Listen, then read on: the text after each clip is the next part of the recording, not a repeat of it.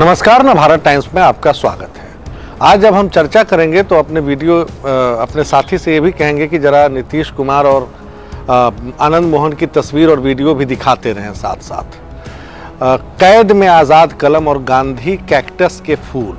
आप सोच रहे होंगे क्या है ये? दो किताबों के नाम हैं जिन्हें कलमबद्ध किया है डीएम जी कृष्णैया के हत्या के दोषी आनंद मोहन ने। उनकी शिकायत है कि लोग उन्हें लेखक के तौर पर क्यों नहीं पहचानते।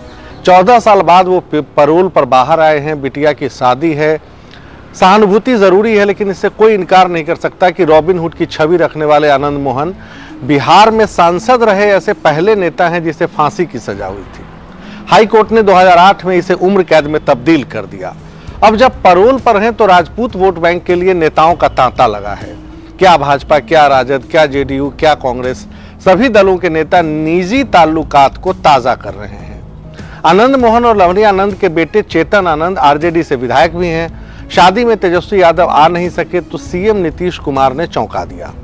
बिहार में गठबंधन की राजनीति का नया अध्याय लिख रहे नीतीश कुमार उर्फ सुशासन बाबू हत्या के दोषी आनंद मोहन की बगलों में पाए गए और उन्होंने जिस तरीके से वो हाथ मल रहे हैं उससे कुछ असहजता तो दिखाई दे रही है, लेकिन जिस तरह वो और उनकी पार्टी राजद और भाजपा के बीच फंसी है उसे देखते हुए आनंद मोहन को इग्नोर भी नहीं कर सकते।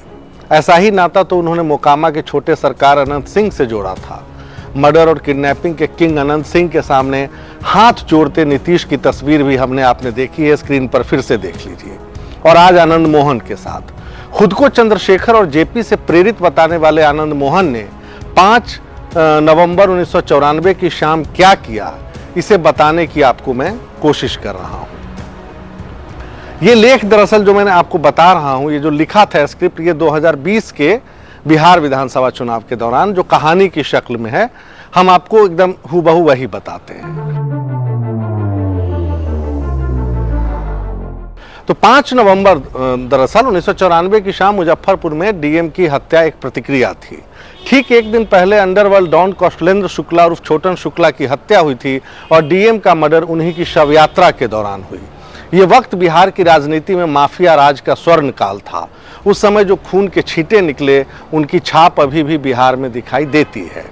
उस दिन, उस खास दिन, मैं बंसी स्वीट है, एक सिंघारा समोसे की दुकान थी, वहां से मैं लौट रहा था दामू चौक की तरफ, और वहां हमने देखा कि लोगों का हुजूम रेलवे लाइन पार कर खबरा की तरफ भाग रहा है। किसी से पूछा तो बताया कि भुटकुनमा ने बदला ले लिया, तो कोई बोला डीएम गए। हम भी भागे, तब तक खेल हो चुका था। सदर थाना का दरोगा रामचंद्र जारा में पसीना पोंछ रहा था, कुछ कर भी नहीं सकता था।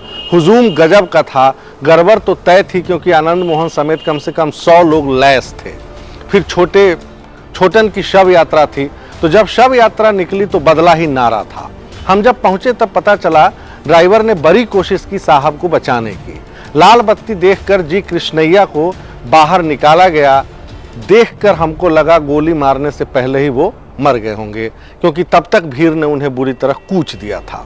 इसके बाद भी माना जाता है, जिसका जिक्र पूरी चार्जशीट में मैं बताऊंगा, भुटकुन ने फायर किया और जिंदा रहने की कोई संभावना नहीं छोड़ी। बहुत देर बाद लाश ले गई पुलिस। तब तक सायरन बजने लगा था, पूरे शहर में कर्फ्यू लग चुका था और हम भी वहां से वापस अपने लॉज लौट गए थे। छठा क्रिमिनल होने के बावजूद मुजफ्फरपुर की सवर्ण आबादी का छोटन के साथ बहुत इमोशनल कनेक्ट था, जिसकी हत्या हुई थी। बाबा यानी रघुनाथ पांडे के लिए एक बहुत बड़ा लॉस था। उस समय मुजफ्फरपुर मतलब बाबा की जागीर। कांग्रेस के टिकट पर लगातार विधायक वो बनते रहे रघुनाथ पांडे। इस जागीर को संभालने में छोटन की जरूरत थी। लालू का राज था और बैकवर्ड फॉरवर्ड जातीय संघर्ष अपना चरम छू रहा था। लेकिन सम्राट अशोक और छोटन जैसे युवाओं को लगा कि कब तक नेताओं के लिए काम किया जाए, बूथ कैप्चरिंग से अलग हटके क्यों न अपनी राजनीतिक पहचान बनाई जाए, और उसी की शुरुआत उस समय हो रही थी। तब सामाजिक न्याय की आड़ में लालू यादव गाहे बगाहे समाज में जहर बो रहे थे। भूरा बाल साफ करो यानी भूमिहार राजपूत ब्राह्मण लाला का मतलब कायस्थ साफ करो की बात कर लालू ने सवर्णों को गोलबंद कर दिया था।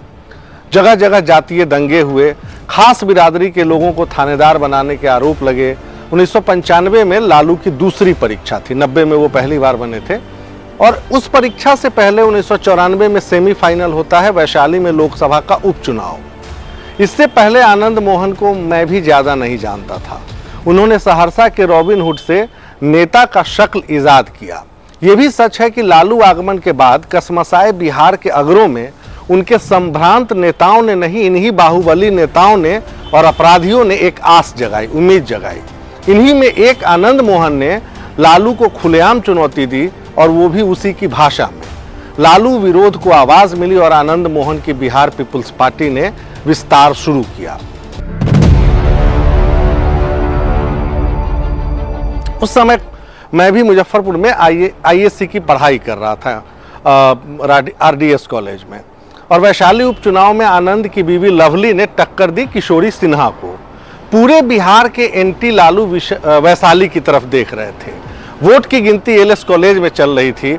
आरडीएस कॉलेज में पढ़ाई तो होता नहीं था, तो बेमतलब हम भी कॉलेज के गेट पर ही टिके रहे। किसी ने बताया कि गेट के सामने वाले घर में लवली मोहन दोनों हैं। ईवीएम उस समय था नहीं, तो शाम हो चुकी थी क्योंकि वोटों की गिनती हो रही थी बैलेट से। सूरज ढलने तक ये क्लियर हो गया कि लवली जीत रही है। नतीजे घोषित होने के बाद गोगल्स लगाए आनंद मोहन डायरेक्ट बोले 6 महीने में हम बिहार के सीएम होंगे। आनंद मोहन जिंदाबाद के नारों से फिजा बदल गई। छोटन शुक्ला ने भी आनंद का हाथ थामा और केसरिया से उनका टिकट पक्का हो गया। जो मार्च 1995 में इलेक्शन होने थे, उसके लिए टिकट पक्का होता है। और 4 नवंबर की शाम, खूनी शाम, केसरिया में प्रचार करने के बाद एम्बेसडर कार से छोटन शुक्ला वापस मुजफ्फरपुर लौटते हैं।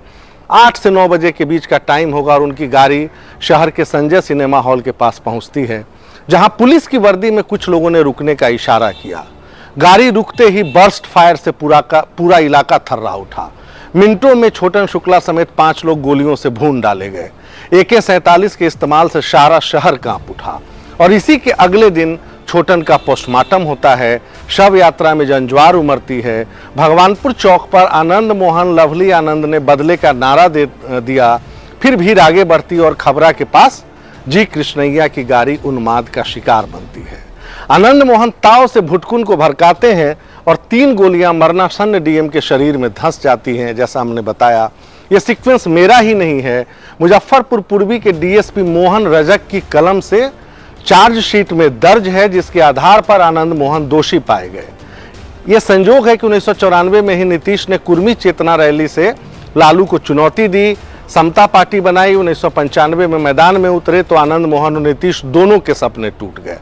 फिर क्या होता है, दोनों दुख में साथ आते हैं, भाजपा से हाथ मिलाते हैं और 1996 में आनंद मोहन संसद तक पहुंचते हैं। वक्त का पहिया फिर पूरा घूम रहा है। न जाने आईएएस एसोसिएशन क्या सोच रहा है। आज के लिए इतना ही। सोमवार को फिर मिलेंगे, तब तक के लिए नमस्कार।